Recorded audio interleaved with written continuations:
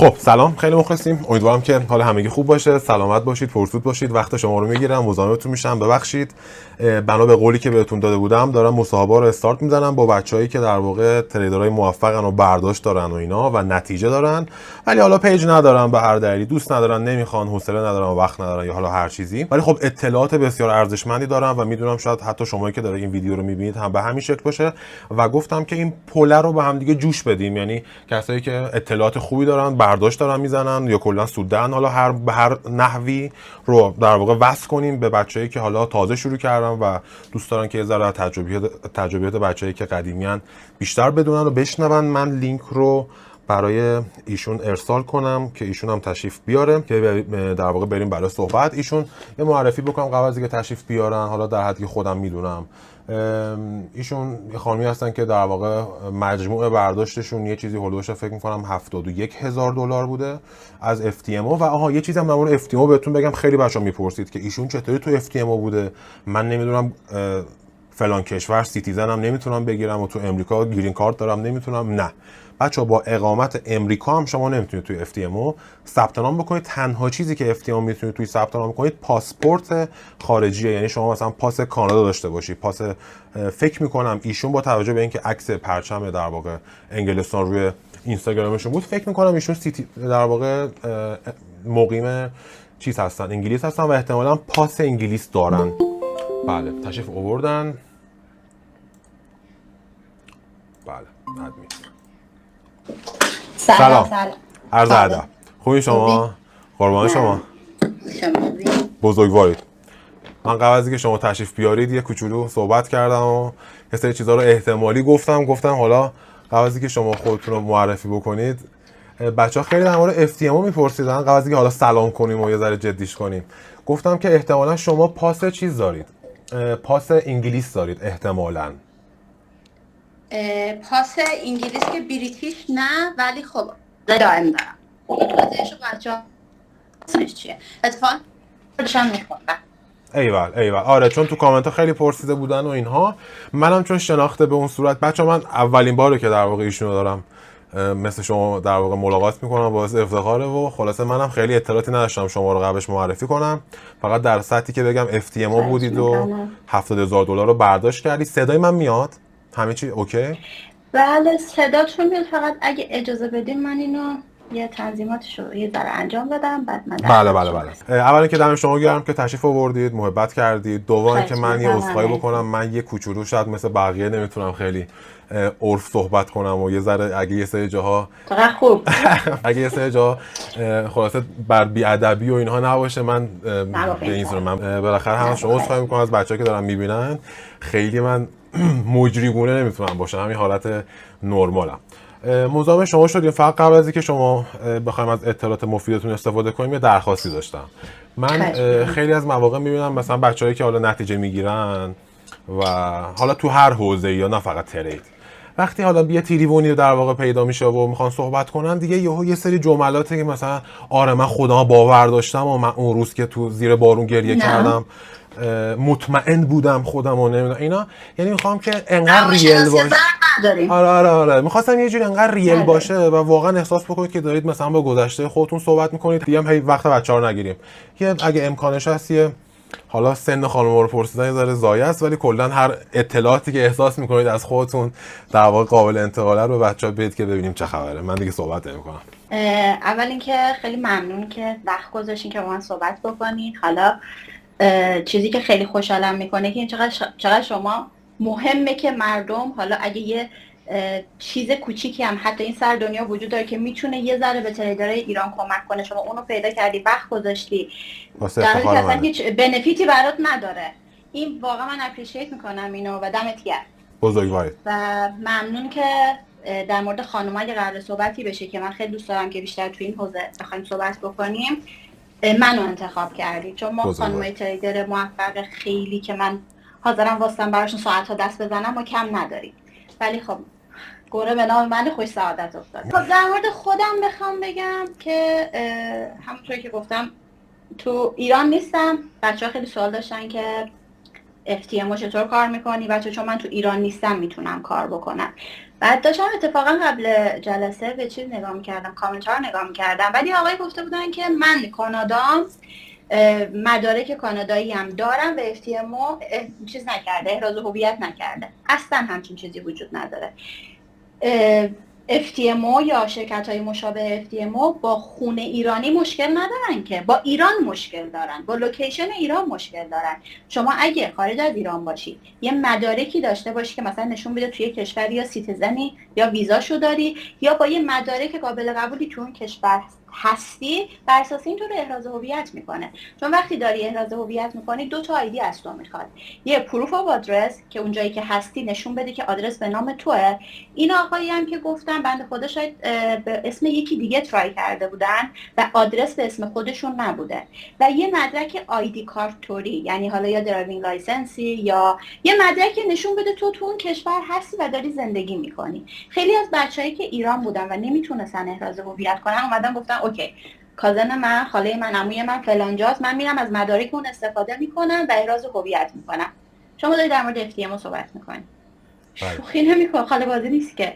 کلی KYC چکت میکنه، وقتی که چالشو پاس میکنی میخواد با تو قرارداد امضا بکنه، اسکن فیست میکنه، همه چیزو تهیه‌شو در میاره. بعد تو بیای مثلا با مدارک یکی دیگه بعد بیای بگی نشد و اونو بیای پابلیکش بکنی، آقا براتون نشد اشکال نداره، ما میفهمیم و خیلی هم ناراحتیم از این قضیه، ولی دیگه واقعیت رو بگو من با برادرم، با مدارک برادرم رفتم، وقتی که میخواستیم بریم پای قرارداد اون اومد فیس منو اسکن کرد، فهمید که من نیستم، به خاطر منو رد کرد. درسته. حالا میونه صحبتتون، آخه من خودمم خیلی شنیدم که مثلا دوستم آرمان مثلا توی در واقع فکر می‌کنم اگه اشتباه نکنم، انقدر صحبت نکنم یادم، فکر کنم آلمانه اگه اشتباه نکنم، اون مثلا اونجا خب دانشجو اصلا داره زندگی میکنه و اینا، و من حالا جز آرمان کلا با خیلی از بچه‌ها که خارج از ایرانن شنیدم که با حتی اقامت هم خیلی موقع نمیدن. حالا دقیقاً مشکل، پس شما میگی میدن؟ قطعاً. شما خودتون جسارتاً دقیقاً چه مدرکی ده؟ الان چند تا مدرک نام بردید، گواهینامه و الان شما دقیقاً چی فرستادید؟ ویزای دائم داشتم فرستادم. ویزای دائم، پاسپورتی که پاسپورت بریتیش نه، یه پاسپورت ما ترافل داکیومنت داریم که حالا نمیدونم تا چه حد اطلاع داریم، وقتی ویزا میگیری اون ترافل داکیومنت رو برای همین پاسپورتوری میدن که تو کارت انجام بدی. خب پس یه جوری حکم پاسپورت خارجی رو برای شما. من شنیدم با پاس خارجی شما رو اوکی میکنه. به بعضیا میگی پاس خارجی، مثلا میگن خب منظورت بریتیشه، منظورت نمیدونم سیتیزنشیپه، نه. حتی سیتیزنشیپ نباشی و بخوای ویزای دائم داشته باشی اوکی، اصلا هیچ مشکلی براش نیست. اوکی. بعد درایوینگ لایسنس هم دادم بهشون، پروف آف آدرس هم دادم، یعنی اصلا من سر احراز هویت ازم به مشکل نخوردیم. نه من حساب بانکی چطور؟ نه نمیخواد. دوستاتون هم همه دارن این کار میکنن و مدارکشون هم این شماست؟ دقیقاً. البته یکی از دوستان بریتیشه. آره. دیگه بهتر پس. آره. اوکی. به خاطر اصلا با خون ایرانی آخه یه کامنت دیگه همین بود که کاش این خانم مصاحبه نکنه چون FTMO میندازتش بیرون.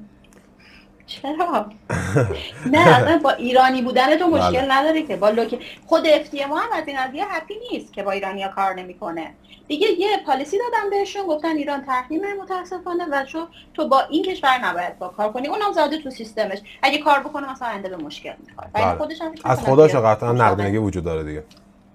هم نقدینگی هم ایرانیای با استعداد شماها مثلا واقعا من خیلی کیف میکنم از کارهای شما، خیلی نگاه میکنم واقعا حاضرم ساعت ها واسم و ایستاده براتون درس بزرگواری لطف شماست، اصلا این حرفا چیه. مرسی از شما، باعث افتخار من.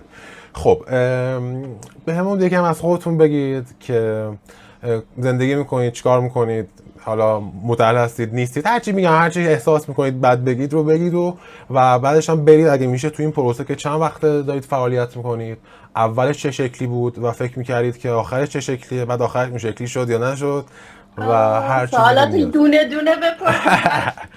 من سعی میکنم آخه هی دخالت نکنم. خب من هر یکی داره مصاحبه میکنه هی اون طرف هی وایس صحبت هی میره رو اعصابم. اوکی، کسی نمیاد حرف منو بشنوه، حرف منو زیاد شنیدن، اومدن در واقع شما رو بشنون و من میخوام که هی وسطش نپرم اون چیز صحبتو از شما بگیرم. میخوام همه رو اول بگم یه دیدگاه کلی باشه. ببخشید، بفرمایید. خواهش میکنم. حالا اینکه چند سالم بود چی و چی فکر نکنم به قطعا درد مهم تریدرها نیست. بخوره. بله این مسائل بمونه کنار. بله و در موردی که کی شروع کردم، ببین سال 92 اگه یادت باشه اون موقع من تو ایران بودم. سال 92 یه تب بورسی اومده بود ایران بله، یه دو که 92 همه اومد، یه دو رفتن کد 99 بورسی اومد. میگرفتن کلاس شرکت. بله اون موقع من تازه شروع کردم برم کلاس بورس، اصلا نمیدونستم بورس چیه، اصلا چطور کار میکنن. بعد رفتم سر کلاس، من نمیدونستم فارکس چیه سال 92. بعد استادمون هی چیز میکرد درس میداد، بعد وسطا مثلا گریز میزد به این که مثلا اگه میخوای بای کنی اینجا بای میکنی، بعد میخوای سل کنی اینجا سل کنی. این مشکل سلو ما تریدرها میخوایم به افراد عادی توضیح بدیم، همیشه چالشو باهاش داریم که آقا تو چیزی که نداری رو داری سل میکنی. بعد اون موقع من اینجوری نگاه میکردم که خب ما میتونیم یه استاکو بخریم، تو چطور استاکو میتونی بفروشی؟ یعنی نداری میخوای بفروشی. بعد اون هر از گاهی گریز میزد، منم میگفتم اینجوری رد میشدیم میرفت. بعد فارکس اون موقع که می‌خواستیم شروع کنیم، من از بچه‌ام پرسیدم که خیلی آدم کنجکاویم، حالا می‌پرسیدم که فارکس داستانش چیه؟ میگفتم بابا اینجوری سخته، باید با صراف کار کنی، نمیدونم پول جابجایی سخته، بروکر پیدا کردن سخته. من اصلا سمت اون حوزه نرفتم، ولی تو ذهنم بود که یه روزی بخوام مهاجرت بکنم و از ایران برم، به فارکس به عنوان یه گزینه حتما نگاه میکنم. تا اینکه سال 2016 بود، من 2016 نمیدونم 90 چند میشه دقیقاً، 2016 بود مهاجرت کردم. یه 8-9 ماهی که همون اوایل دانشجویی هم مهاجرت کردم. بعد اوایل تب و تاب دانشگاه و اینا یه 8-9 ماهمون این مدلی گذشت که من اومدم با یه آقای خیلی محترمی که اصلا خیلی بی‌دریغ به من خیلی چیزا رو یاد دادن و اصلا اینجا ازشون تشکر میکنم. باهاشون آشنا شدم و تلفنی ایشون برای من 4 تا نشون داد، اصلا گفت فارکس چیه، داستانش چیه. من وارد بازار شدم مثل همه لوزرها، مثل همه اون چیز تازه کی کارا. بودن ایشون؟ ایرانی بودن یا خارجی بودن؟ وسط ایرانی صحبت بودن. بودن. اوکی. چون میخوام بپرسن بعدن کیه و اینا واسه این. خب بله نه میفهم. اتفاقا خوب میکنه میپرسی. بله. بعد من وارد بازار که شدم، مثل همه کسایی که به اومدیم پول درو کنیم، شروع کردم مارتینگل. یه خودت میدونی دیگه، تا اینجا اومده از این بیشتر بالا نمیره، بذار اینجا سل بزنم. دقیقاً اون پروسه رو ادامه دادم. هی سل بزن از اینجا برمیگرده، سل بزن از اینجا برمیگرده. اوایل 6 ماه اول چند تا برداشت خوب کردم، اما باز برمیگردیم سر این که من می‌نویسم، امضا میکنم، تو اگر استاپ نذاری، مدیریت ریسک و سرمایه نداشته باشی، تهش حسابت کاله. 1 ماه 2 ماه 3 ماه 1 سال حسابت کاله. حالا برای من خیلی خوششانس بودم 6 ماه 10 ماه بردم. بعد اون اومدم تازه فهمیدم که بازار چیه. چطور اینو فهمیدم؟ براش چی دادم؟ یه حساب 40,000 تایی. اگه یادت باشه انتخابات بایدن بود، ترامپ رفته بود، بایدن اومده بود، کرونا هم بود. من روز به کار اومدن بایدن من حساب 40,000 تایی از دست دادم. ریل. یعنی ریل. اون موقع پراپ و اینا اصلا آشنایی باش نداشتم. بعد ببخشید سرمایه 40,000 تا از کجا اومده بود جسارت؟ 20 تاش برای خودم بود، 20 تاش سود بود. ولی حسابی که کار کردم آره حسابم تو سود بود. یعنی من 20 تا رو کرده بودم، دقیقاً مبلغش رو بخوام بگم 38 تا خورده کردم. مهاجرت کردن شرایطتون چطوری بود؟ مثلا با پول مهاجرت کردید، متوسط رو به پایین؟ خب من فکر کردم که در مورد مسائل اینجوری مثلا صحبت مثلا بچه‌ها مشتاق نباشن، ولی اگه بخوام اینو بگم آره یکم مشتاقیم اتفاقا. من پدرم وقتی 14-15 سالم بود فوت شدن. خدا رحمت کنه. بعد ساپورت خانواده من وضعیت خوبی دارن، پولدار نیستیم ما، ولی وضعیت خوبی دارن دیگه. شغل خودشونو دارن، برادرم برای خودش بیزنس خودشو داره، خواهرام برای خودشون مثلا ازدواجای خوبی داشتن، اوکی ان همه. ولی موقعی که پدر من فوت شد، مثلا ما یه وضعیت استیبل چیز مثلا اون وضعیتی که الان داریم رو نداشتیم. بعد اون موقع من شروع کردم که چیز کنم، بعد درس خوندم تو 14-15 سالگی، بماند که با چه مخالفت هایی من درس خوندم. بذار اینو بگم، اینو گذاشته بودم زمانی بگم که برای اینکه مثلا میخوای همین توی بیای تریدر بشی یا بیای توی این بازارها بمونی، باید هزینه کنی، فداکاری کنی، سکریفایس کنی. اینو میخواستم بهت بگم. ببین من 27 سال درس خوندم. ببین درس خوندن معمولی نه ها که همه آدما درس میخونن میرن مدرسه.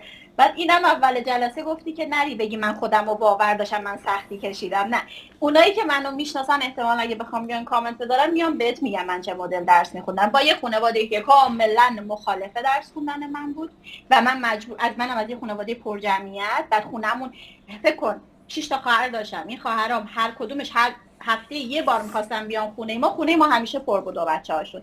بعد من وای میستادم اینا می اومدن، یعنی شب نشینیاش اینا رو میکردم. اون تایمی که اونا شب نشینی میکردن تو خونه ما اصلا جا نبود، من میرفتم توی حموم میخوابیدم که اینا برن من بیدار شم. بعد اینکه اینا خوابیدن یا رفتن خونه‌شون ساعت 3 صبح باشم درس بخونم، مثلا 10 ساعت 12 ساعت. بعد سال اول اومدم، یعنی پیش دانشگاهی که بودم اومدم بلافاصله دانشگاه قبول شدم، دانشگاه سراسری هم قبول شدم. لیسانسمو گرفتم دوباره با اعمال شاقه. بعد سال 88 میخواستم مهاجرت کنم، خورد به این چیز موسوی و احمدی نژاد و اینا. بعد خانواده‌ام اون موقع آمادگی نداشتن. مامانم خیلی حالش بد شد چون میگن که بعد فوت پدرم انگار تو خونه اون کارای مردونه رو انگار من انجام میدادم، مراقب مامان باش، مامانو بریم وقت کار این مدلی رو. بعد هیچ ساپورت مالی هم نبود.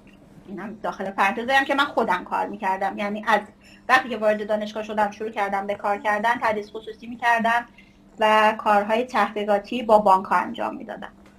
بعد خلاصه من اومدم لیسانسمو گرفتم، فوقو میخواستم مهاجرت کنم نکردم، موندم تو ایران، فوقمو گرفتم تا شد سال 93 2016. و گفتم نه، من عشق استاد دانشگاهی دارم. و یه چیز دیگر هم بگم، فکر کنم من فوق گرفته بودم ولی خانواده من، ما ترکیم، خب ترک خیلی سختگیرن، خانواده من اجازه نمیدادن که من برم یه شهر دیگه بخوام دکترا بخونم دانشگاه سراسری. تو شهر ما هم رشته من دکتر دانشگاه سراسری نداشت، من باید میرفتم آزاد. من یه 2 تا 4 تا کردم، گفتم که خب اگه من بمونم تو شهر خودم که باید برم آزاد، برم دانشگاه آزاد که من هرگز نمیتونم استاد دانشگاه بشم. کی با مدرک دکترای دانشگاه آزاد استاد دانشگاه میشه؟ بعد من خواهرم انگلیس زندگی میکرد، 15 سال بود اون موقع، الان شده 20 خورده ای سال. تنها آپشنی که داشتم میتونستم برم پیش خواهرم، اونم کجا؟ فقط منچستر. یعنی خانواده منو اینجا پکیج از تهران میفرستادن منچستر، جای دیگه نه چیز اجازه انتخاب رشته داشتم نه دانشگاه رو میتونستم بررسی کنم، فقط اونجا. بعد میرفتم خونه خواهرم و ما بقیه ماجرا. بعد اومدم من دانشگاه منچستر رو دونه دونه چیز کردم، امتحان کردم، مدارکم میفرستادم تا اینکه از دانشگاهی من پذیرش گرفتم. کارهای مهاجرتم انجام شد، اومدم رسیدم اینجا، یه فوق دیگه اینجا گرفتم. بعد بلافاصله دکترامو شروع کردم. دکترام من الان سال آخرشم.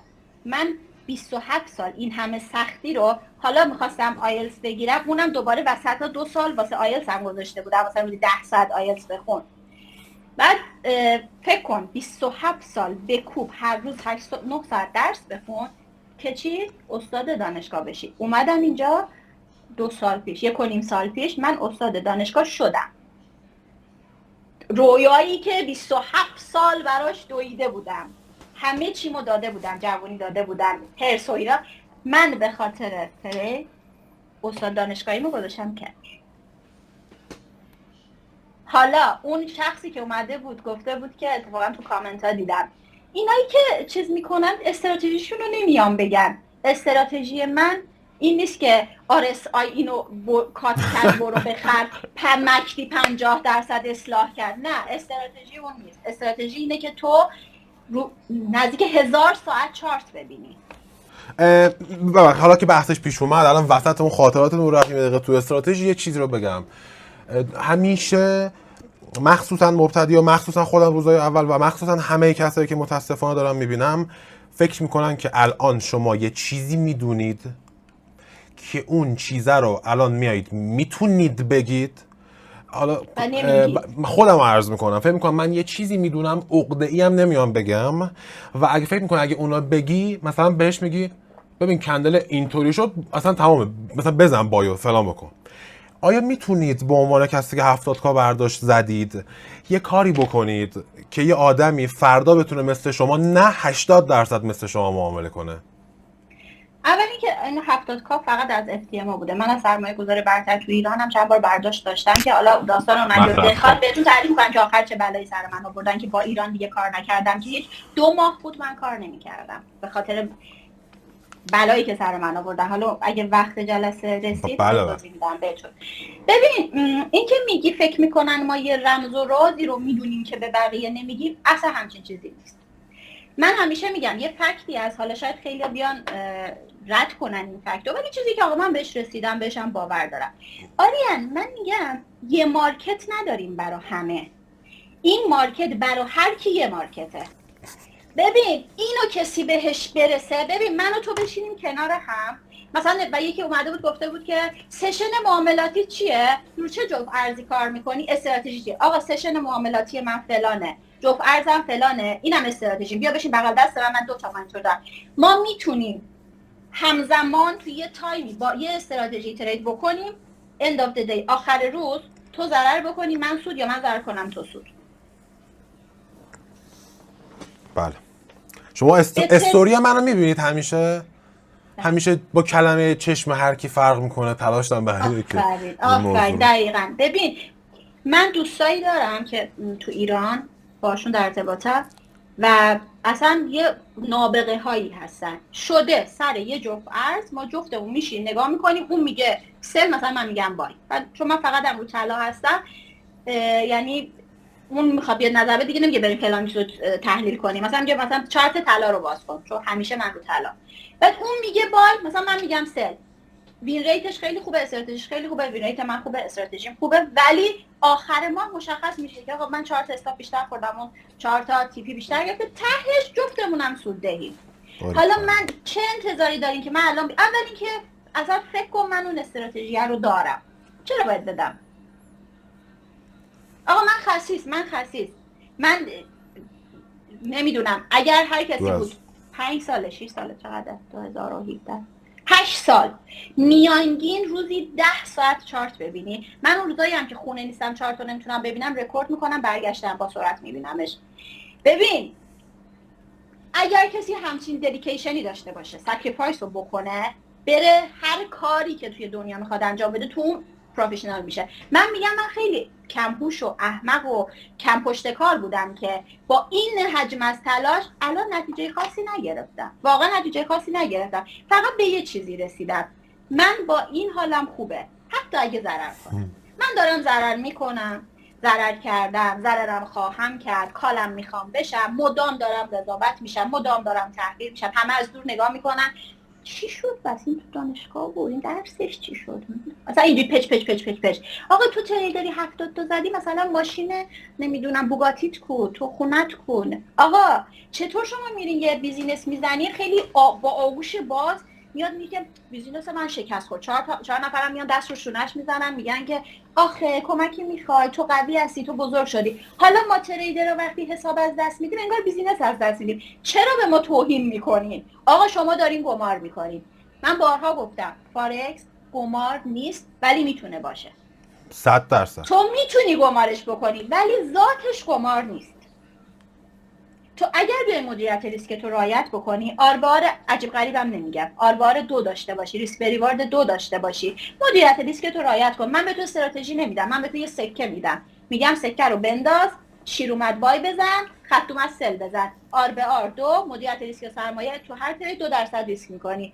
اگر تو آخر ماه سودده نبودی همه ضرر تو من میدم. سکه آقا سکه اونورتر نداری. بله. ولی چی؟ تو مدیریت ریسک و سرمایه رو رعایت بکنی، دور نزنی ما رو، خودمون بازار داریم گورس میدیم دور میتونیم. خیلی هم عالی. خب بعد پس این بهم بگید که چند وقت این سیکل ضرر طول کشید، چقدر ضرر کرد، چقدر از دست دادید، چند تا حساب از دست دادید، اصلا اولش چی بوده، یه ذره از اینا بگید و ببین همه دنبال اینن که چی شد که این موضوع عوض شد. خب قطعا هم میدونم که یهو اینجوری نبوده که شما مثلا تا سه شنبه زرده بودی یهو چهارشنبه بلند شدید سودده شدید. اوکی اصلا در این شکی نیست. اوکی هنوزم الان حساب دارم. اتفاقا میگم که 2 ماه کار نکردم، امروز صبح یه چالش گرفتم، چالش رو پاس کردم، بعد خواستم بعد بفرستم، حالا باز آخرش اگه خواستین اسکرینم بهت نشون میدم، بعد بفرستم. خواستم میگم که الان اینو من چیز کنم، میگم خب حسابی که توی یه روز پاس میشه، خب این قماره. قمارگونه بوده، این بوده، اون بوده، ولی من ریسکم به تو نشون میدم، ریسکم 1% هم نیست. آخه این چیزو بهت بگم، FTMO تو پالیسیش ننوشته ما ریسک شناور داریم، ولی پشت پرده ریسک شناور داره. من از سال 2019 دارم با FTMO کار میکنم. ما 2 سال اول اوکی بودیم، سال مثلا 2021 این به من ایمیل زد که نوتیس داد که تو ریسک رو رعایت نمی‌کنی، چون موقع ریسکم 4% بود، 5% بود، فول مارجین بود، و گفت که تو ریسک رو رعایت نمی‌کنی، تو باید ریسکت بین نیم تا 1% باشه. این بار رو ما باید کاری نداریم، دفعه بعد تکرار بشه ما مجبوریم که با تو قراردادمون رو کنسل بکنیم. این پشت پرده خیلی پروپا خیلی از اینا دارن. یه قوانینی هست که فقط برای توه. الان این قوانینش فقط برای من و امثال منه که توی وبسایتشون گذاشته نشده. مثلا قرار ریسکت $1000 باشه بشه $1001 بگه سوختی، نقض قوانینه. مثلا FTMO کلی نگاه میکنه ترید استیتمنت تو، ولی مثلا ببینه 2 تا ضرر 3% داشتیم، چه تو سود باشید چه چالشو پاس کرده باشی می‌خواستی بری فان بشی، کنسل میکنه و میگه که ما فقط آفری که به تو میتونیم بدیم اینه که دوباره اکانت بدیم تو دوباره شروع بکنی. اینو بارها برای من اتفاق افتاده بود. اوکی. خب حالا چی شد که به اینجا رسیدیم؟ گفتم که یکی از دوستام که تو ایران خیلی باش کار میکنن و خیلی هم قبولش دارن، من از این طریق آشنا شدم که سال اولی که من با FTMO آشنا شدم اصلا فرما اینجوری به این شکل پابلیک نبودن که همه بشناسن. تعداد مثلا FTMO چند تا چیز بودن، پراپ بیشتر نبودن. الان تعدادشون و اصلا تو ایران وجود نداشت و من همش گفتم خب یعنی چی، میاد به تو مثلا سرمایه میده به تو سود میکنی، اصلا برام میک سنس نمیکرد. تا اینکه اومدم رفتم پیج FTMO رو فالو کردم، نشستم کامنت خوندم، کامنت ها رو خوندم، چون دنبال مثال تجربه زیسته میگشتم، کسی بوده باشه که بگه، چون همه استیتمنت هایی که تو وبسایتشون گذاشتن گفتم خب تستمونیایی که خودشون دادن میتونه ساختگی باشه، کامنت و ریویو هایی که گذاشته بودن واقعی ترین حالت ممکنشه. شروع کردم خوندم تا اینکه دیدم یه ایرانی یه کامنت گذاشته چرا به ایرانی‌ها چانس نمیدین، ایرانی‌ها اینطوریان، به انگلیسی هم گذاشته بود. بعد همین رو پیداش کردم، بهش زنگ زدم دیگه دوستی ما از اونجا شروع شد. خدا رو 100,000 مرتبه شکر که من روز این کارو کردم، چون این آدم تو زندگی من مثل یه هدیه خداست انگاری، که این چقدر ازش یاد گرفتم، چقدر همیشه بوده ساپورت کرده. اصلا اگه اون نباشه من تا خیلی وقت پیش گذاشته بودم کنار. بعد شروع کردم دیگه، دیدم نه واقعا داره چیز میکنه، پرداخت میکنه. سال اول که من فقط چالش میسوزوندم، هفته یه دونه، هفته 2 تا، ماهی 5 تا، کار عجیب غریب. چون ببین ته ناخودآگاه من میگفت همچین چیزی وجود نداره دیگه. بعد یه ناخودآگاه کوچولو میمد میگفت بابا وجود داره. بعد این ناخودآگاه اینقدر زورش زیاد بود که به اون میچربید و من انگار اکانتو همینجور ریسکی میزدم، میگفتم یا میگیره یا نمیگیره، تا اینکه یه بار گرفت از همون قمارگونه ها گرفت. من نزدیک 10,000 تا برداشت زدم اون موقع. بعد اون دیگه دستم اومد نه اینا بس میگیره. از همونجا من پوله رو دادم بهم، ولی گفتن که مثلا اینا دیگه اگه بخوای ریسکو اینجوری ادامه بدیم ما باید کار نمی‌کنیم، ریسکو باید بذاری روی 1%. بعد یه ذره من کول داون شدم، یه ذره منطقی تر ترید کردم. تازه موقع اومدم نشستم بر خودم مدیریت ریسک و سرمایه‌ای که اونا می‌خواستن و چیز کردم، چون جاهای دیگه 2%، اگه خود میدونی دیگه بهتر از من، ولی FTMO 1% ریسکت، یعنی تو هر ترید فقط میتونی یه دونه 1% ریسک بکنی. بعد یه کم کم دوباره اون 70,000 تا بینشون حسابای نقد شده خیلی زیاد بوده، ولی خب end of the day اون کفه ترازو برده هر روز داره بیشتر میشه، هر روز داره بهتر میشه. قانوناشو داریم میشناسیم، FTMO داره با ما آشنا میشه، خیلی جاها راه میاد، راهنمایی میده. بعد وقتی فان میشی چیز داریم، کوچ داریم، به مشکل میخوریم با کوچ میشینیم حرف میزنیم از لحاظ روانشناسی و اینا.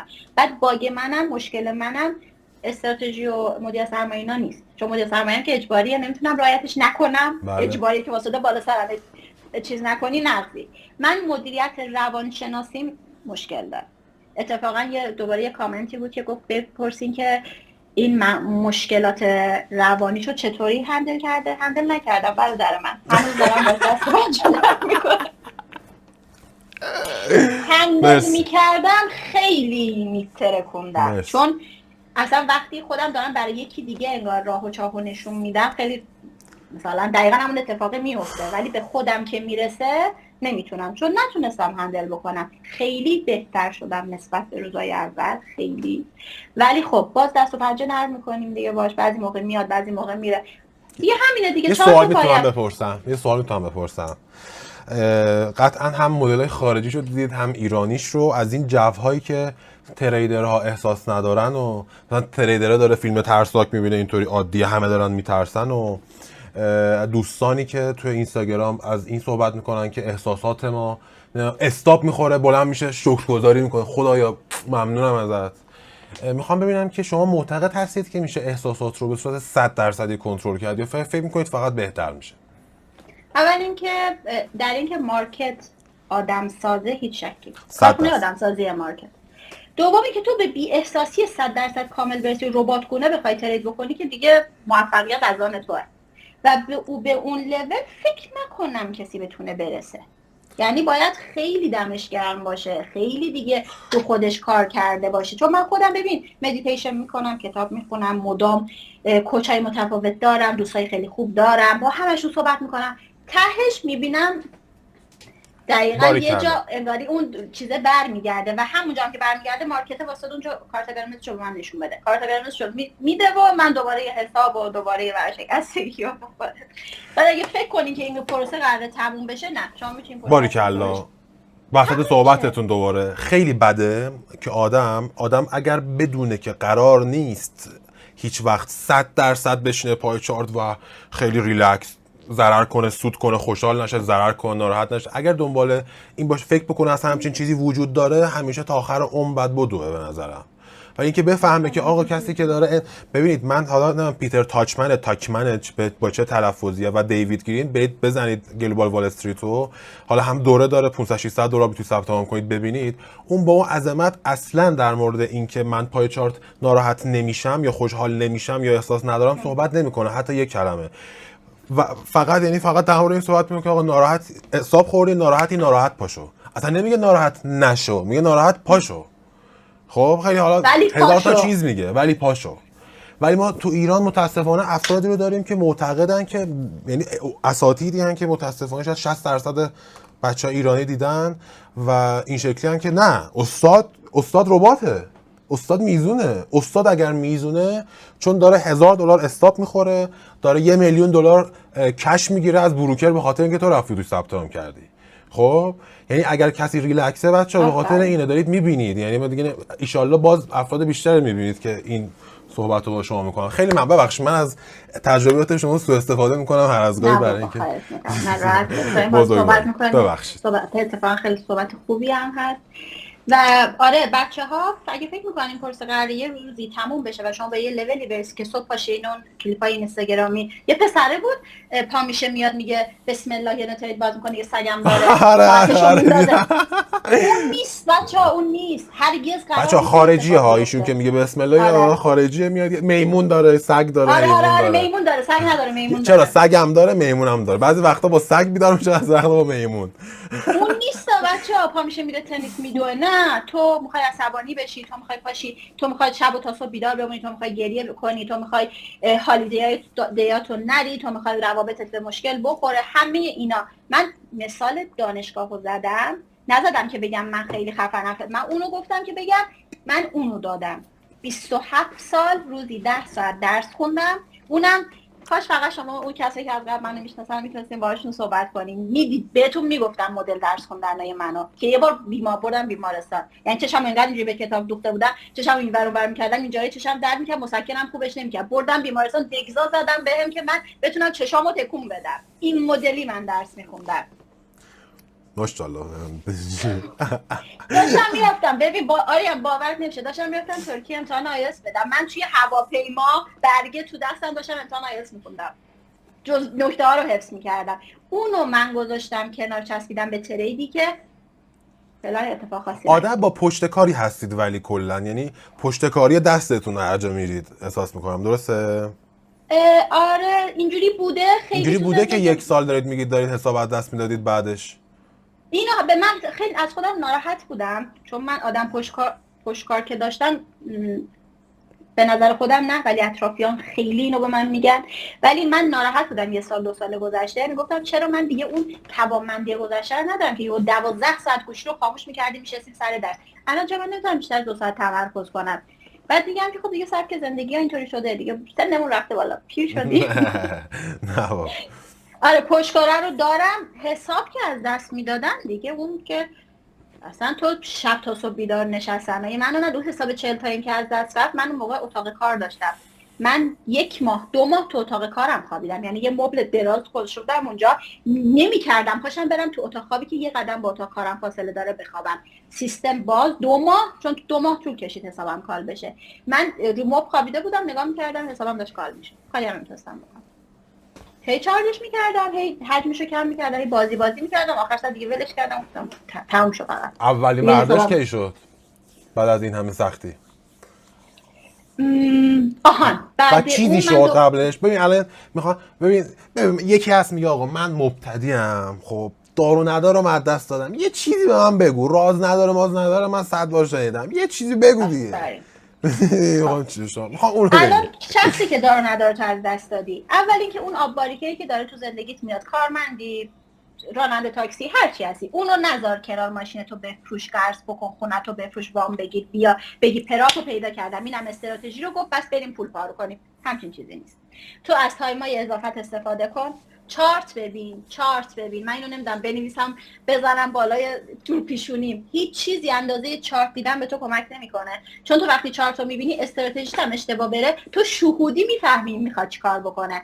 تمرکز تو بذار روی جفت ارزی، با یه استراتژی برو، بیشتر از این که پشت سیستم ترید بکنی بک تست بگیر، آروم آروم به یه جایی رسیدی، دیدی تو 3 ماه 6 ماه سودده بودی، دمت گرم، کارتو بذار کنار، بعد بیا بعد اون دیگه شروع کن آروم، یه روز پایین یه روز بالا، نمودارت انیوی تا آخر سعودیه.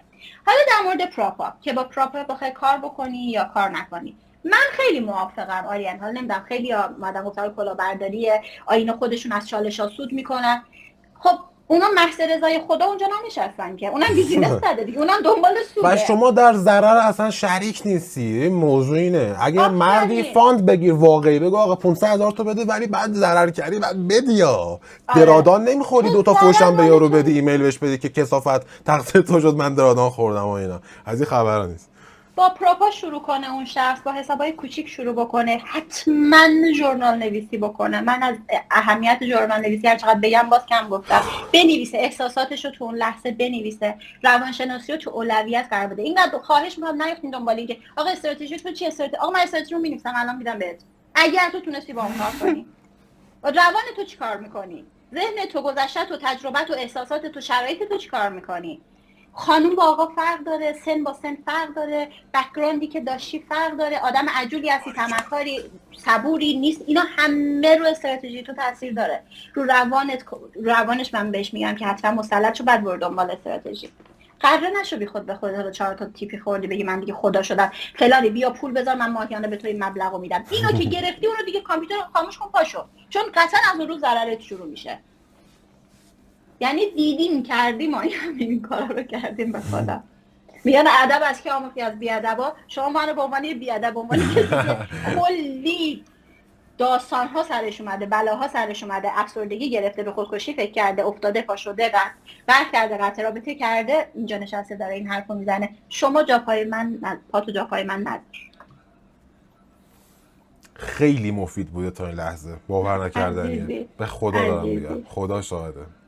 دلیه. ببین واقعا با جون و من اصلا نه پیجی دارم که این مصاحبه تبلیغ پیجم باشه، نه کاری میکنن، ولی همین که گفتی خانوما چرا دیده نمیشن، گفتم آها من برم با خانوما صحبت کنم که چرا دیده. حالا هر موقع وقت شد بهم بگو که بریم سراغ خانوما. حتما. پس میخوام یه چند تا سوال از شما بپرسم. اولین برداشت که گفتید اون 10,000 تایه بود که شانسی بود. میخوام ببینم که احساسات شما چی بود. 2. خیلی بعد از اولین برداشت، دومین برداشت احساس میکنن که این نکنه شانسی بود و نکنه که این آخریش بود، و خیلی اصلا بعد از اولین برداشت خیلی فکر میکنن که تموم میشه، ولی در واقع شروع میشه. واقعیت. میدونی چرا این فکر رو میکنه؟ چون اون خودش خوب میدونه اون پولو با 100 تا ژورنال نویسی و بک تستی به دست نیاورده. متشکرم. اگر اون میدونست که من به استراتژیم ایمان دارم، این منو فان نکنه، میرم حساب 1000 تایی ما میکنم، 10,000 تا. من 100 تا 1000 تا ترید زدم، همشو نوشتم، بلدم، استراتژی ما ایمپروو کردم. اون اگه به این باوره برسه، اولین برداشت کرد گفت موریس کامینگ، بیشتر میخواد بیاد. اما چون خودش تهش میدونه که همچین زحمت خاصی هم نکشیده، اینم بادآورده بوده، اتفاقا اون پولم همینجوری خرج میکنه میره، همون کاری خودم کردم. چون اصلا فکر کردم من I'm not deserve it، من اون ارزشمندیه رو ندارم، من نمیدونم چطوری توضیح بدم، لیاقتشو ندارم. چون ناخودآگاه تو باستاده بالا سرت، قشنگ مچ تو میگیره. ناخودآگاه تو میدونه که تو واسه این پول اون زحمتی که باید میکشیده رو نکشیدی، بس آسون میده میره. ولی بعد اینکه اومدی 1000 تا ترید تو ژورنال نویسی کردی، بک تست گرفتی، به استراتژیت ایمان آوردی، بعد اون دیگه اصلا برا تو ایزی، همه چی اوکی. ایول. پس واقعا تمام به نظرم، حالا گفتم که چی کارا کردید و چی کارا نکردید و طرف میگه حالا یه چیزی به من بگو، به نظرم همه چیزو گفتید. چارت دیدنه واقعا، یعنی استوری من همیشه میذارم، همه میپرسن اینو از کجا فهمیدی، اونو از کجا فهمیدی، این خطر چقدر نمیتونی آدم بگی از کجا فهمیدم. نمیتونی بگی اصلا. ببین یه چیزی من همیشه داشتم به یکی از دوستان میگفتم، گفتم ببین داداش، تو از من میپرسی تو فکر کن ماشین داری، رانندگی میکنی، راه میخوای بگیری، مخصوصا تو تهران که خب میدونی رانندگی مقدار خاص تره، میخوای راه بگیری بیای راست. خب من اگه به من بگی چطوری تو راه میگیری میام راست، میگم آینه رو نگاه میکنم ببینم کسی اگه نمیاد میرم راست. جز این نمیتونم بهت بگم که نگاه میکنم آینه رو، اگه این دیدم با این سرعت میاد گاز میدم میرم جلوش، اگه دیدم سرعتش 97 کیلومتر بر ساعت ترمز میکنم اول رد چه بعد میام راست. نمیدونم من نمیتونم به تو اون الگوریتم رو توضیح بدم. یا شما جلوی ماشین رو خیلی موقع نمیبینی، ولی میری پارک میکنی، بعد از 1 سال 6 ماه میل به میل جدول پارک میکنی، پیاده میشی، یکی به شما بگه میشه به من بگی چطوری اون جلو رو، چی میخوای بگی؟ از خیلی شهودیه، فقط چارت دیدن خیلی مهمه. اصلا فقط زمان لامصب تو همه چی ها، مثالای مخصوصا دریوری، چه مثل به ترید همه چی باید جا بیفته، همچین باید این خامی اصلا مثال رانندگی خودت، ما می‌خواستیم اول رانندگی کنیم، چجوری رانندگی می‌کردی؟ دنده کلاج، من بعد اینجا خمشم اینجوری نگاه می‌کردم ببینم کلاج و ترمز کجاست، به خدا اول اینجوری نگاه می‌کردم، بعد الان 1000 تا کار انجام میدیم، رانندگی می‌دیم، تلفن صحبت می‌کنیم، با هم بغل دستیمون صحبت می‌کنیم، غذا می‌خوریم، سبقت می‌گیریم، اصلا نمی‌فهمیم اینا که انجام دادیم، چرا زمان از روش گذشته. practice makes perfect، پرکتیس کردی همه چی اوکی شده برات. دقیقاً ما میگیم چارت ببین، تو رفتار چارت رو میفهمی. چون یه ببین اصطلاحی هست که قطعاً شنیدی، اصلا خودت به ما درسشو دادی، که بعضی موقع تو تصمیم درسته رو میگیری، تصمیمت درسته، نتیجه غلطه. چرا؟ بازار برخلاف اون چیز حرکت کرده. بعضی موقع تصمیم اشتباهه، تحلیلت اشتباهه، ورودت اشتباهه، آقا تو میری تیپی میخوری، سود میشه. بعد قراره نشو اصلا این بازار جوری نیست که مثلا یه قانون نانوشته باشه بنویسیم بدیم دست شما بگیم اینو برو اینه. بعد یه شخصی پرسیده بود که سشن معاملاتی چیه؟ آقا من الان میگم سشن معاملاتی من نیویورکه، یعنی من تایم لندن تا حالا ترید نکردم، obviously کردم، آسیا ترید نکردم، کردم. ما داریم در مورد کلیات و اکثریت صحبت میکنیم. من میگم من تخصصی رو طلا کار میکنم، آیا من ارج و قرضای دیگه کار نکردم؟ چرا؟ من پوند به ینم کار میکنم. من میگم من کریپتوکارنسی نه ازش خوشم میاد، نه دارم، نه ازش سر در میارم، مثلا نگاه میکنم، ولی قطعا بری استیتمنت های منو نگاه کنی، یه 2 تا اون وسطای ترید چیز میبینی، بیت کوین میبینی. ما داریم حالت کلی رو به بچه‌ها میگیم. حالا وسط مصاحبه ما تو رو خدا دنبال زیر بغل مار نگردیم، بس تو اونجا گفتی اونجوری، بعد اون روز اون کارو کردی. ما چرا تو این مارکتیم؟ ببین دو نگاه کنی شخصیت‌های تریدر، کسایی به خدا شخصیت‌های تریدرها همشون جوریان که تو نمیتونی کنترلشون بکنی. یعنی من امروز تایم لندن کار کردم، آقا فردا میخوام نیویورک کار کنم، من دانشگاه بل کردم، چرا؟ یه لحظه بگم آقا من آدم 9 صبح برو سر کار تا 5 بعد ظهر نیستم. به من بگن ساعت 12 تا 1 برو ناهار بخور، نیستم. من میخوام یه هفته کار بکنم، یه هفته میخوام شبا کار بکنم، یه هفته میخوام روزا کار بکنم، یه هفته میخوام تو خونه پشت سیستمم با کار بکنم. نه این قابل نوشتنه، نه قابل یاد دادنه. پس تو مسیر خودتو پیدا کن. الان من پریستان نامی اومده من اسم شناسنامه منیجر از خودم پریسا. بله پریسا میشناسم. بله بعد اومده 70 کا زده استراتژیش اینه، سشنش اینه، رو طلا داره کار میکنه. الان من به تو راه و چاه گفتم و تو اونو کپی کردی. یکی بیاد بگه من 80 تا چیز کردم، تو منو ول میکنی میری با اون که 80 تا و استراتژی اونو کپی میکنی؟ تا کی میخوای مستر بشی؟ از این شاخه به اون شاخه، از این شاخه به اون شاخه، این جفت رو امتحان کنم. دوستم گفت یورو یو اس دی خوبه، اون یکی گفت پوند وین خوبه، این یکی گفت بابا کریپتو نمیدونی چه حجمایی داره. بله کریپتو قشنگ تو رو میبره بالا، همونجوری هم میکوبتت پایین. یکی گفت داو جونز خوبه، یکی گفت طلا خوبه. یکی رو انتخاب بکن. همون گفت کسی تازه داره شروع میکنه یه جفت ارز، نهایتا ماکسیمم 2 جفت ارز انتخاب بکن، همونو هر روز نگاه بکن با یه استراتژی، همونو جلو برو، رفته عجله نکن. اگه فکر میکنی عجله کنی زودتر میرسی، باید بگم خبر بعد این که عجله کنی این بازی مارپله، هر دفعه میری یه پله پایین‌تر. بعد یهو چش باز میکنی میگی ای دل غافل، من اون موقع اگه حتی روزی نمیدونم 1000% سود کرده بودم الان اوضاعم این بود. بله ما داد داریم میزنیم که عجله نکن، خودم عجول‌ترین آدمم. برای همین کلا هر کی عجله داره تصاعدی میفته عقب، منطقی میره جلو. یعنی اصلا این مدل نیست که تو همون جوری که بعد اصلا تو تره تا جایی که من حالا تا این لحظه فهمیدم ما مثلا وایسادن نداریم، بگی نه من حالا الان اینجام، یا داریم میری جلو یا داریم میری عقب. خیلی زندگی همینه. آره زندگی آره، همینه. آره. تو خیلی لحظه ثابت نداری، چون همون که واسایی داری هزینه میکنی. هزینه چیه؟ عمرته. دقیقاً. تو لحظه ای نداری که بگی من ثابت واسادم پیشرفت یا پسرفت نمیکنم. همین چیز، همین جایی که تو واسادی ثابت نیستی. تو اجاره خونه داری میدی، تو داری نفس میکشی، تو عمرتو داری میدی، تو 1000 تا بیل داری میدی، تو داری هزینه میکنی، ثابت نیستی. بله اینو مد نظر نمیدونم چرا قرار نمیدم واقعا. الان توی داستان ترید یه چیز دیگه، یه چیز خیلی توقع خیلی زیادی که دارن اینکه یه شبه بیان نمیدونم میخوان انتقام بگیرن. فکر میکنم مثلا مارکت آدم معمولیه، بعد یه مدت دلش برای شما میسوزه، میگه آخه این 10 تا استاپ خورد بذار 11 استاپ نشه. ببین تو 100 بارم مسیر اشتباه بری، بذار این مجسمه اینجا نشسته کتابم دستته، نگاه میکنه میبینه که تو اشتباه میزنه تو سرت. آدم نیست که بار 11 دلش به حال تو بسوزه، نمیسوزه.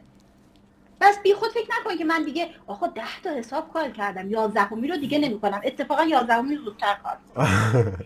به خاطر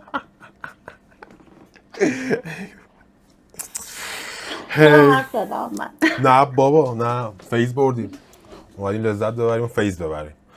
پس این شکلی بود در مورد استراتژی. بچه‌ها میدونم که خیلی دوست داشتید که الان ایشون بگه که روی طلا میزنم، بعد کندله که اومد شادو کرد توی ناحیه فلان من این کارو میکنم و شما برید این کارو بکنید و این اتفاقا. به خدا قایم کردنی نیست، چون یکی اومده گفت نمیدونم فازشون چیه. ما فاز خاصی نداریم. فاز ما فاز ترسه. چون همین که اصلا من بیام استراتژی من بگم تو فردا میخوای من یقه کنی، پس تو کی گفته بودی اینجا ورود میکنی، چرا استوری کردی اونجا ورود کرده بودی؟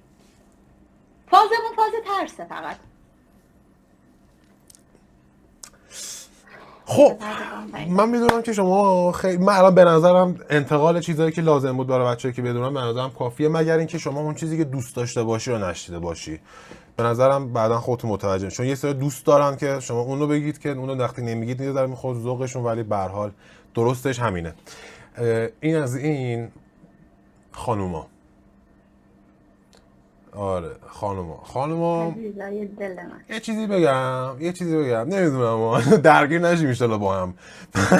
من خیلی مثلا این فضایی که آقایون نمیذارن خانوما پیشرفت کنن و نمیدونم اینا رو، من این یکی رو نمیدونم، شاید در عهد دقیقانوس قایمکی درس میخوندم همون نمیدونم، شاید مثلا در دقیقانوس این شکلی بوده، ولی الان تا ما هر کدوم از رفیقامون که در واقع متحد هستن بیشتر اینا دارن برعکس. یعنی ما نمیبینیم که مثلا خانوما خیلی بیشتر این بزود بره خونه و نمیدونم بابا نمیتونه بیاد مسافرت و امثال هم، یعنی بدبخت فکر میکنم این بیشتر داره کنترل میشه. پس از این بابت خیلی چرا انقدر کمن خانوما؟ البته شما تو صحبتاتون گفتید انقدر آدمای زیادی هستن که براشون دست بزنن امثال هم، ولی شما حتی تو همون FTM هم برید مصاحبه رو نگاه میکنید، ما خانوم عملاً تعدادشون زیاد هست، ولی در مقایسه با کی؟ در مقایسه با خودشون تعدادشون زیاده، در مقایسه با آقایون تعدادشون خیلی کمه.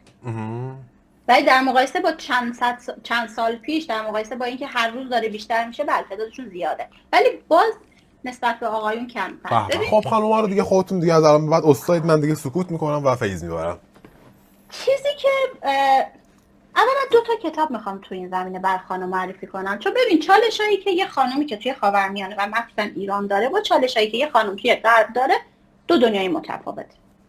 واسه اینکه ناخودآگاه ما خانوما رو توی یه کتاب بود ذهن جنسیت زده، ذهن جنسیت زده، تو اون خیلی اومده بود، خیلی قشنگ گفته بود ما اومدیم ناخودآگاه یه سری کارا رو دادیم به خانوما که خانوما باید این کارو بکنن، یه سری کار دادیم به آقایون باید این کارو بکنن و این تو ناخودآگاه ما، مخصوصا تو ناخودآگاه جمعی انقدر جا افتاده که اصلا انگار هیچ رقمه نمیشه ازش جدا کرد.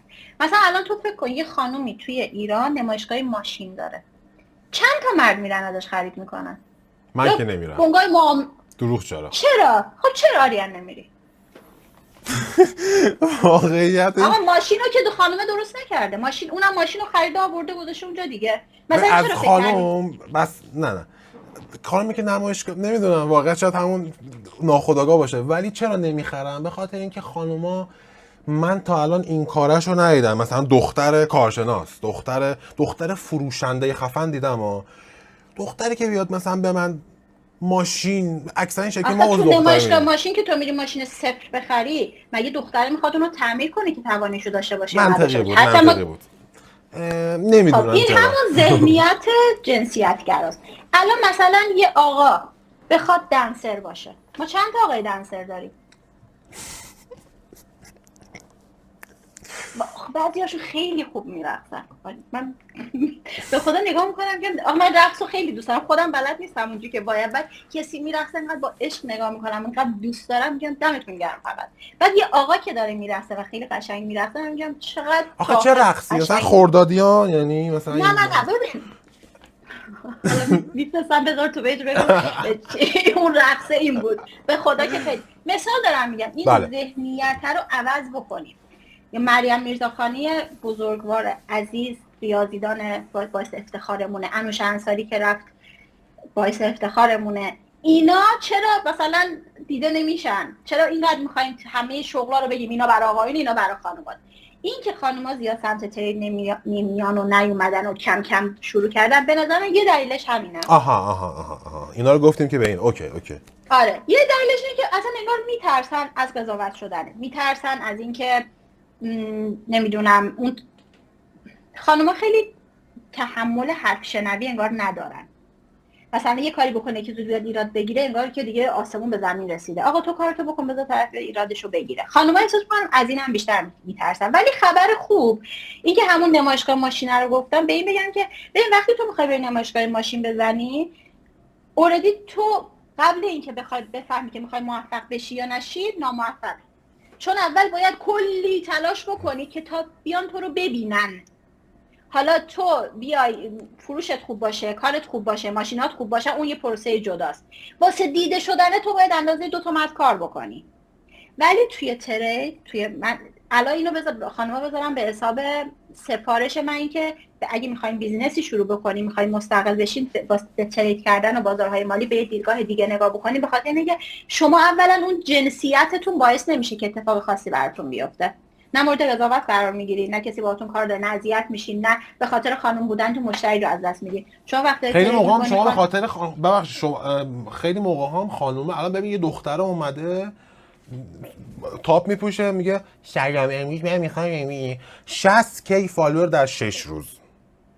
خب یعنی اون سایدر هم خیلی زیاده ها. حالا شاید من آریان نرم از یاد خانمی که نمایشگاه، فقط کافیه خانم خوشگل مشکلی که یه مقداری عقب داده عقب، جلو هم داده جلو، با این سیستم فقط کافیه ایشون بیاد تو اینستا یارو اصلا میگه عزیزم تو مثلا به من 100 تومن گرونتر بفروش، من کلی واسه این داستان هزینه کردم. اوکی. آخه من با خانوما نمیگم بیام تو این، ولی حرف شما رو متوجه میشم یعنی اون اگه این داستان تضمین بشه کاملا حق با شماست. دقیقاً میفهمم چی. اصلا خانوما نیان آموزش بدن، نیان اونجا تدریس کنه، بگه من امروز این سیگنال رو گرفتم. او چیکار داری؟ بشین تو خونه لپتاپتو باز کن، تریدتو بکن، سودتو بگیر، برو دیگه پکیج فروختن چیه؟ تبلیغ چیه؟ این دختره بود، این برنامه تازه چیز ریالیتی شو هست، همه جای اینستاگرام باز می‌کنی میاد میرن کاپل پیدا می‌کنن. عشق ابدی. اون یه دختره اومده بود خوشگل مشکل بود، بعد من رو دیدم تو بعد چیزاشو بگید. اسمشو نمیدونم، یه دختره بود که مثلا حرف در اومده بود که میگفتن افغانستان. آره اون داشت دیدم داره سیگنال های فارکس میداد با چه قرافری. بعد میگفتم اوکی حالا تو میتونی پشت میزم بشینی این کار بکنی. من میگم خانوما بیان بازار، نمیگم بیان پیج بزنن و پکیج بفروشن، میگم بیا ترس نداشته باش، تو اون دکمه بایوسلو که میزنی آقام باشی خانم باشی، اون مارکت همون جوری رفتار میکنه. اون تلاشت برای اینکه بیای برسی به اون جایگاهی که دیده بشه رو نداری، زحمتت کمتره، رقابتت کمتره. تو الان مثلا بخوای بری تو سطح بین‌المللی کار کنی، چیکار کنی؟ مثلا بیای فرش صادر کنی، زعفرون صادر بکنی، با کدوم بازاری میخوای تو رقابت کنی؟ حاجی بازاریایی که تو بازارن.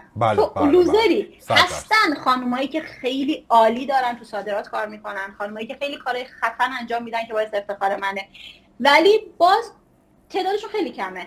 آقا بیا، قبل اینم که بیای اول چیزو بخون، کتاب همون ذهن جنسیت زده، یکی از کتابی که خانوم ها با گرگ‌ها راه میدوند، عالیه برای خانم ها، برای شروع هر بیزینسی عالیه. اصلا به تو نشون میده که خواهش میکنم از این جنسیت بیا بیرون، مخصوصا تو دنیای امروزی. من میفهمم تو ایران شرایط سخته، میدونم من اینجا نشستم دارم بر خودم صحبت میکنم، ارد میدم، تو ایران اینجوری نیست، ولی خب باز خیلی الان ایران بهتر شده نسبت به نمیدونم 20 سال پیش، 10 سال، 5 سال پیش خیلی بهتر شده. از این فرصت استفاده بکن، رقابتی وجود نداره، از این استفاده بکن. جنسیت دیگه الان توی بازارهای مالی نمیتونه برای تو مانع باشه. تو بازار مالی که اصلا عملاً ولی معنی نداره. حالا شاید نمایشگاه ماشین من یه حسی داشته باشم که اصلا شاید احساس کنم پیش این آقا برم نمیدونم ناخودآگاه هم اوکی تره. در بازار مالی اصلا از این خبر. بعد من خانوما که دیدم یه مقداری خانوما انگار چیزترن، نمیخوام بگم باهوشترن یا فلان، این چیزا اصلا کلا قبول ندارم، این باهوشتره یا اون باهوشتره، اینا تو این زمینه قبول ندارم، ولی به نظرم مرتب‌ترن. انگار با یه الگوی دیگه ای کار میکنن که یا نمیگیره یا بگیره دیگه گرفته دیگه، هیجانشون رو بهتر میتونن کنترل بکنن. ولی خب از اون ور سودای آنچنانی هم مثلا شاید اون قمارگونه رو انجام نمیدن دیگه، چون انگاری اون نمیگم ترس منظم‌ترن، انگار یه جورین. آره اتفاقا خیلی هم میتونن موفق باشه. بله. این خوبیش بود دیگه، من جسارت نکردم به خدا. واقعا خیلی میتونم موفق باشه. ببین من همیشه میگم همه چی نسبیه. اینکه خانم موفق تره، آقا موفق تره، اگر تو محیط درستی قرار بگیری، کار درست انجام بدی، اندازه‌ای نتیجه میده. حالا ما میخوایم میگیم بازارهای مالی، میگیم تو اون زحمتی که هم بر نمایشگاه ماشین حالا شد مثالمون، برای اون که بخوای من مطمئنم خانمای ما بخوان برن نمایشگاه ماشین اونم به نحو احسن انجام میدن، ولی خب اون چای نگاشو من یاد یه چیزی، من والله یاد یه چیز دیگه افتادم، میتونم بگم خیلی احتمالاً جا بخورید.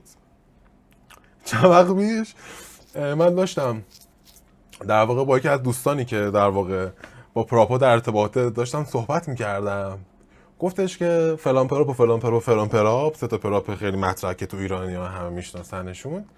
یکی از چیزایی که گیر میدن و احساس میکنن طرف تریدر نیست میبرنش تو مصاحبه اینه که دختر باشه. همینو میخواستم بهت بگم. الان داستان برای تعریف بکنم من از همین. بذار اسمشو بگم چه بلایی آخه. شاید مثلا کسایی که میخوام برن دقیقاً با این مواجه بشن. حوصله داری داستانشو برات حتما.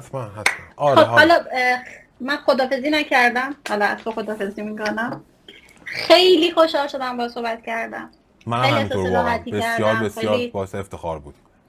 آره خیلی اصلا انگار که چند سال با هم کار کردیم، چند سال همدیگر رو میشناسیم و مرسی که این فرصت رو دادی که حالا این صحبت رو زده بشه. دمت هم گرم که اینقدر تلاش میکنی، اینقدر بچه‌ها رو به مسیری که واقعا درسته داری هدایت با کمک شما.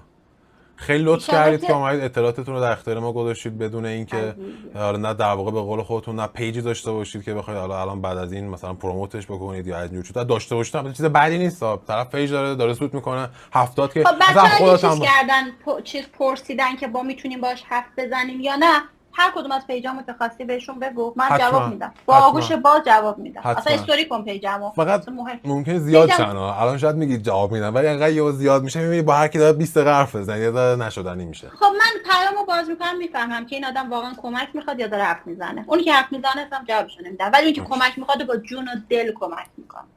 با جون و دل. خیلی هم مثلا عالی. خانوما که دیگه اصلا ترجمه‌شون. ولی من یه قبول گوگل دارم. میزنم خانوما اینجا بیان اینجا تا هر سوالی دارین اونجا ازم بپرسین. به میخواید یه فضای خانومانه براتون درست کنم، بعد خودتون رو ادمین کنم، علی الله مال شما. پیجمو بذار، همون بگو خانوما به این چیز تر، همون تو حل. پیج خودم چیز میکنم، حل. گروهشو درست میکنم. حل. خیلی هم عالی. حالا خیلی. دیگه بقیه چه چی دست خودت دیگه. ایشالله. خیلی لذت بردم. صحبت می‌کنیم. خیلی لذت بردم. امیدوارم عزیز. که دیگه خلاصه خوش بگذره بهتون. خیلی مفید بود و به عزیز. نظرم خدا کسایی که میخواید به دوباره چند تا سوال بپرسید، از نظر من ایشون همشو گفت. به نظر من حالا بخوام نگم همشو، میگم 99% رو به نظرم گفتن. شاید برید صحبت کنید همون مسائل رو از دیدهای مختلفه بعد به شما بگه. احتمالاً چیزی که تو ذهنمه شاید چیز جدیدی به اون صورت قطعاً که دارید، ولی تاش هموناست به نظرم احتمالاً. ولی حتما از تجربه‌تون دوباره استفاده می‌کنیم. اگه باز چیز اضافه تری بود، مثلا اگه خواستید چنان در مورد یک مبحثی دوباره صحبت کنید، مثلا مبحث خاصی دوباره میذاریم و استفاده می‌کنیم، چون به نظرم خیلی جذاب بود. مرسی از شما. حتما. خیلی محبت مرسی از شما. روز خوبی بزرگوارید. داشته قربان باشید. شما. خدا نگهدار. خدا نگهدار. خب بچه‌ها خیلی مخلصیم. از شما دعوت میکنم، حالا اول من دارم با بچه‌ای که برداشت‌های بالای 50,000 تا داشتن صحبت میکنم و بعدش در واقع مزاحم همه میشیم، چون قطعه به یقین همه بالاخره اون کسی که امروز 70,000 تا 80,000 تا برداشت کرده یه روزی $50 $100 $200، حالا ایشون برداشت اولش 10,000 تا بوده. خودتون رو تو رو قرآن مقایسه نکنید که من با من برداشتم $200-300، مردم رو ببین چه برداشتایی داره. از این خبرها نیست و خودتون رو تو این بازی نبرید. بازی هر کسی متفاوته. خیلی طولانی شد، ولی من نمیتونم به خاطر اینکه یه سری حوصله‌شون سر میره به خاطر آینده خودش مثلا نیم ساعت حال نداره، نیم ساعت کارهای دیگه حال داره بکنه، ولی این کارها رو نه. منم حال و حوصله ویدیو کوتاه کردن ندارم. هر چیزی که باشه از طرف رو باید اطلاعات رو بگیریم. مرسی از ایشون که محبت کردن تو اینجا حضور داشتن و از اطلاعاتشون استفاده کردیم. کوشیک همگی دست زحمتتون میبوسم. خاک پای همگی.